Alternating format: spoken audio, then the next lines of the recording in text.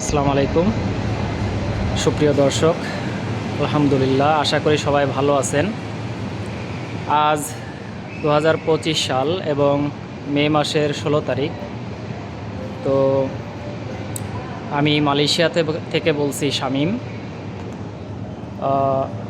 মানুষের বাস্তব জীবনের অভিজ্ঞতার আলোকে যে ধারাবাহিক ভিডিওগুলো আমার চ্যানেলে আমরা করে থাকি, তারই ধারাবাহিকতায় আজকেও চলে আসলাম আমাদের একজন বাঙালি ভাইকে নিয়ে। তো এখানে অনেক গুরুত্বপূর্ণ তথ্য থাকবে। আশা করি যারা মালয়েশিয়াতে আছেন এবং যারা মালয়েশিয়াতে নতুন আসবেন তাদের সকলের জন্যই অনেক উপকারী হবে। তো সকলেই যারা দেখছেন আমাদের চ্যানেলটি সাবস্ক্রাইব করবেন, আর যারা ইতিমধ্যেই সাবস্ক্রাইব করছেন তাদেরকে অসংখ্য ধন্যবাদ। তো আমরা ভিডিওটি শুরু করতে যাচ্ছি আমাদের একজন বাঙালি ভাইকে নিয়ে। তো আসসালামু আলাইকুম ভাই, কেমন আছেন? জি আলহামদুলিল্লাহ, ওয়ালাইকুম আসসালাম, ভালো আছি। ভাইয়ের আলহামদুলিল্লাহ ভাই, ভালো আছি। তো ভাইয়ের নাম বলে তাহলে শুরু করেন, আপনার লাইফ হিস্ট্রি। আমার নাম হচ্ছে মোহাম্মদ ইমদাদুল হক মিলন। জি, আর ইউনিভার্সিটি ফ্রেন্ডরা সবাই মিলন নামে চেনে। মিলন ভাই। হ্যাঁ, মিলন ভাই। আচ্ছা আমি আসলে গ্রাজুয়েশন মাস্টার্স দুইটাই দেশে কমপ্লিট করছি। তারপরেও দেশের বাইরে ইচ্ছা ছিল, অনেক দেশে ট্রাই করছি, হয় নাই। আচ্ছা শেষ পর্যন্ত আলহামদুলিল্লাহ মালয়েশিয়া স্টুডেন্ট ভিসা চলে আসছি। আচ্ছা আপনারা চাইলে মাস্টার্স বা পিএইচডির জন্য স্টুডেন্ট ভিসা আসতে পারেন, সেক্ষেত্রে আপনাদের জন্য সুযোগ সুবিধা বেশি।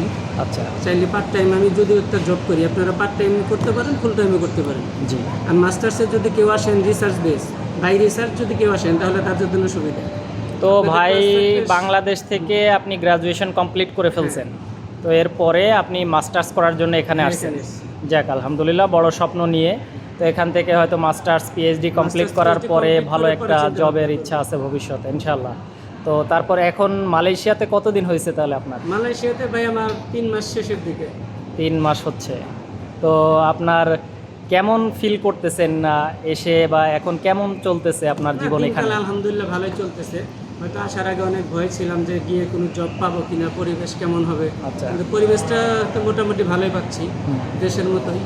এই দেশের পরিবেশটা অনেক সুন্দর আছে, বাংলাদেশের মধ্যে এত গরম নেই। আচ্ছা। আর বিশেষ করে হচ্ছে আমাদের ইলেকট্রিসিটির যে প্রবলেমটা, সেটা আমাদের সুবিধা আছে, নন স্টপ পাচ্ছি। জি, এটা তো একটা উন্নত দেশ, বিভিন্ন ধরনের আপনার সুযোগ সুবিধা থাকে।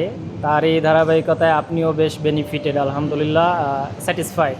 আর বিশেষ করে এই দেশে আসলে হচ্ছে আপনারা জব পাবেন পার্ট টাইম বা ফুল টাইম, যদি আপনার লোক থাকে, অথবা খুঁজতে হবে আবার বিভিন্ন ওয়েবসাইট বা বিভিন্ন রেস্টুরেন্ট, শপিং মল যদি ঘুরেন, সেক্ষেত্রে আপনি পেয়ে যাবেন। মূলত হচ্ছে আপনার যদি স্কিল থাকে, হ্যাঁ, কমিউনিকেশন স্কিলটা খুবই ইম্পর্টেন্ট। আপনি কথা বলতে পারলে, ভাষা জানলে, বিশেষ করে মালাই ভাষা না জানলেও যারা আসবেন, আমিও সাজেস্ট করি, আমি মনে করি আপনিও একমত হবেন যে ইংলিশটা যেন অন্তত ভালো জানে। তাহলে ম্যানেজার বলেন, বস বলেন, বা বিদেশিদের সাথে কমিউনিকেশনটা করতে পারলে একটা না একটা ব্যবস্থা হয়ে যাবে জবের ইনশাল্লাহ। ঠিক আছে। তো তারপর করতে পারে সেটা হচ্ছে যদি কারো হিন্দি ভাষা ভালো দক্ষতা থাকে, সেক্ষেত্রে তামিল বিভিন্ন, বিশেষ করে হিন্দি ভাষা থাকলে সেক্ষেত্রে ইন্ডিয়ান রেস্টুরেন্ট আছে, ওখানে কিছু কিছু জব করতে পারবে।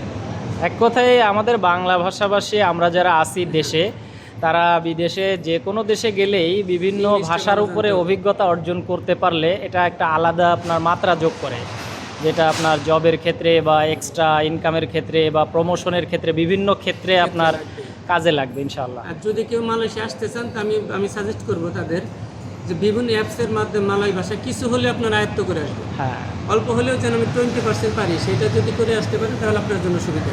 জি জি। জবের ক্ষেত্রে 100% তাড়াতাড়ি জবটা পেয়ে যাবেন। আচ্ছা, আলহামদুলিল্লাহ। আর স্টুডেন্ট যদি আসেন, এখানে আসলে যদি আপনি কষ্ট করেন তাহলে কিছু করতে পারেন, আর যদি বলেন যে অলস, আমি বসে বসে খাবো চাকরি করতে, তাহলে সম্ভব না। আচ্ছা, চিন্তা করতে হবে আমি এখানে সারাদিন পরিশ্রম করবো এবং রাত্রে গিয়ে পড়বো, নিজেকে অনেক ডেডিকেটেড হতে হবে ইনশাআল্লাহ। তো আপনার ফিউচার প্ল্যান কি এখান থেকে? ফিউচার আমার এখান থেকে ভাই হচ্ছে মূলত টার্গেট, এখান থেকে মাস্টার্স কমপ্লিট করে হয়তো ইউরোপে চলে যাবো। আমি অলরেডি অস্ট্রেলিয়া এম্বাসি ফেস করছি, মানে বায়োমেট্রিক কমপ্লিট। আচ্ছা, এখন হয়তো আমি 20-এর জন্য ওইটা আছি, দেখি কি হয়, আল্লাহ ভরসা। ইনশাআল্লাহ। তো আপনার বড় স্বপ্ন এবং উদ্দেশ্য নিয়ে আসছেন, তো মালয়েশিয়া থেকে হয়তো আরও বড় কোনো কান্ট্রিতে মুভ করার ইচ্ছা আছে। সবাই দোয়া করবেন যেন ভালো কোনো কান্ট্রিতে মুভ করতে পারি ইনশাআল্লাহ। অডিয়েন্স যারা দেখছেন, আমিও রিকোয়েস্ট করব ভাইয়ের জন্য সবাই দোয়া করবেন যেন ওনার স্বপ্ন পূরণ করতে পারেন। আর যারা এখন বাংলাদেশ থেকে আসতে চাচ্ছেন তাদের জন্য দোয়া ও শুভকামনা রইল। তো আপনারা যদি স্টুডেন্ট ভিসায় আসতে চান তাহলে ভাই যে কথাগুলো বললো কিছু এক্সপিরিয়েন্স নিজেরা অর্জন করে নেবেন, তাহলে আসলে আপনাদের জন্য এখানে লাইফস্টাইলটা আরও সহজ হবে ইনশাআল্লাহ। আর যদি আপনার অন্য কোনো কান্ট্রিতে মুভ করতে না পারেন, তারপরেও আপনি যদি এখানেই স্টাডি কমপ্লিট করে ফেলেন, সেক্ষেত্রে আপনার উদ্দেশ্য কি এখানেই জব করবেন না দেশে ফিরে যাবেন? যদি হয় সেক্ষেত্রে দেশে ফিরে যাওয়ার সম্ভাবনা কম আছে। এখানে যদি ভালো কোনো সুযোগ সুবিধা পাই, অপরচুনিটি ভালো পাই মাস্টার্স করাবে, সেক্ষেত্রে থেকে যাবে। আর যদি না হয় সেক্ষেত্রে হয়তো পিএইচডি কমপ্লিট করে দেশে ফিরবো।